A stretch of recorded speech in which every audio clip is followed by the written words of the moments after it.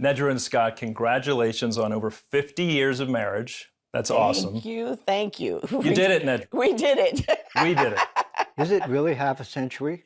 Half a I'm century. exhausted. You did pretty well for yourself here, Scott, of course. She's a lovely lady. You met, she was a Ronette. You were captivated right from the beginning, right? Actually, you met me at 16, before all the Be My Baby. So. And she became my baby.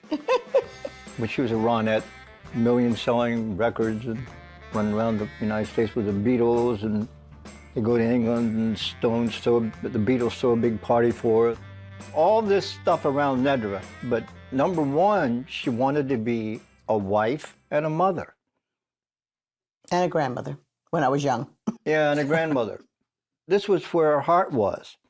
So her heart is for God, the Lord, and her husband and her children. She hit the ground running as a mother. So you get married, and 50 years ago, an interracial marriage, that must have been a really tough start.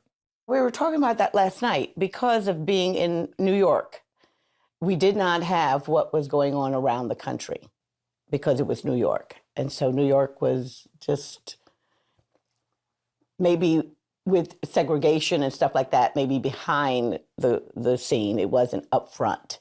Later on, when we came to Virginia here, then we saw what the racial sides of things in Virginia. Just people wanting to know, what was I? And I'd go, what do you mean? What am I? You know. We were doing some TV, and to Pat Robertson's credit, I was really accosted by some people, so-called Christians, who wanted to know same thing. Where's she from? Interracial marriage, etc. And there were people who did not want to support the fledgling CBN at that time because of our marriage. But Pat stood with us and said, you know, it's not the money, it's not the issue. And these two are married before God, and that's that. And so we had that kind of support, you know. Did these experiences just bring you two closer together, or did it create tension with you? If anything, it was us against the world. We are who we are, and we're sticking together. And actually, when we started to pray together was on our honeymoon, which we really didn't know to do that so much. We had come to the Lord and had a real experience with Jesus. Together? Together. What was that experience? I was from Scotland. My dad was in ministry. I'd given my life to the Lord when I was 5. Came to America when I was 10. But the challenges of a new culture and a number of other things, I walked away from the Lord for a long time. So when I was in New York, I wasn't really walking with the Lord. So I came back to the Lord in a small church outside Hagerstown, Maryland, where my mom lived, where I'd lived. And I came down to visit her with Nedra, and Mom wanted me to go to church. I went to church, but I stood in the parking lot and got high first on grass. Weed, marijuana. It's legal in California, you know. But anyway, I got high and went to the church. And I always say this, I sat way in the back where the Lord couldn't see us. But in the middle of this church service, someone had a word. There were 2 people there that the Lord was calling and say, you know, come back to me, I'll take your cares, your worries, put them on me. So a foundation of your marriage has been praying together. Absolutely. Every day. Right, every day. After we got married, Pastor Vic gave us a gift of a small little Bible. There it is. This is it.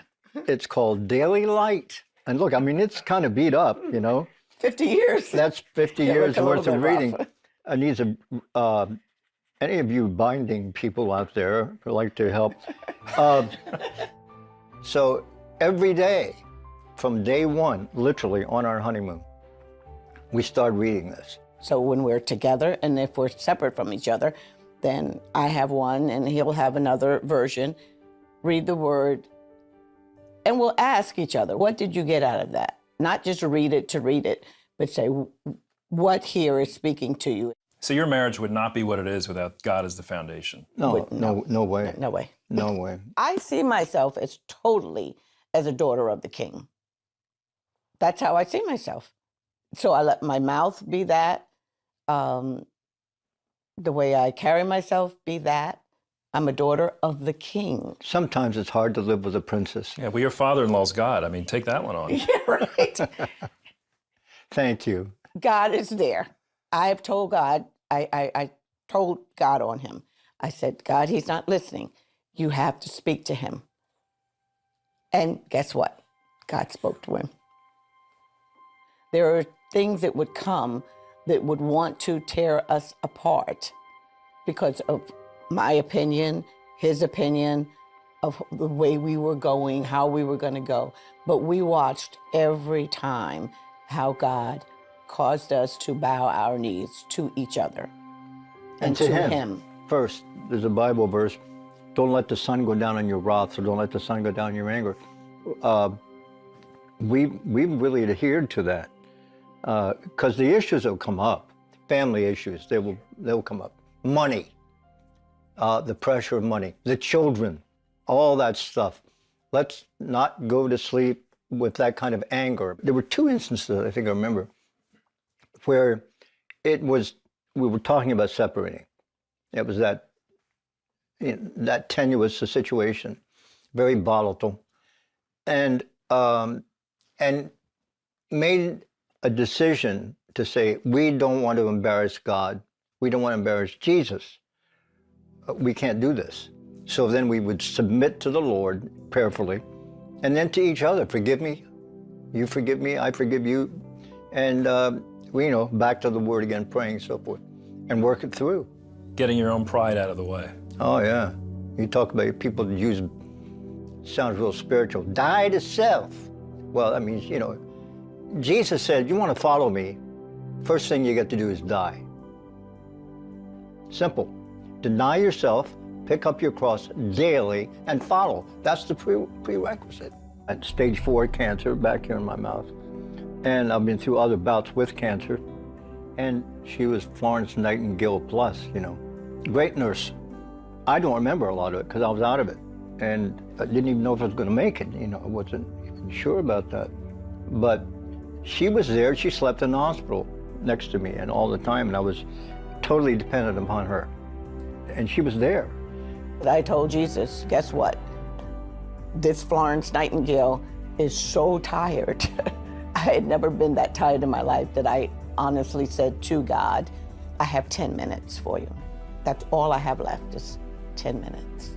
And I walked from his side of the bed, feeding him with tube in his stomach, to coming around the bed, and the Lord healed me and gave me strength like I had been on vacation. And I'm going, how did this happen? When I just said, and I had never said before, I have 10 minutes. That's all I have. People hear that word cancer, they're terrified, right? Yeah. And God's spoken to you something about that word. The big C is not cancer, it's Christ. The big C is not cancer, it's the cross. The big C is Calvary. The big C is commitment, it's covenant. So it's not cancer. When the Lord's talking to Jeremiah, he said, I took you into a desert.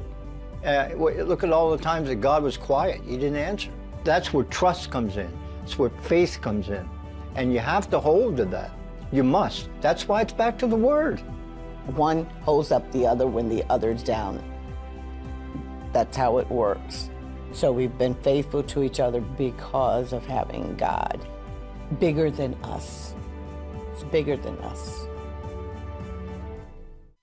This next song is a standard of the church, and what I desire for it to do is to touch your heart so that it would draw you a bit closer to my Lord Jesus Christ. And this is called In the Garden.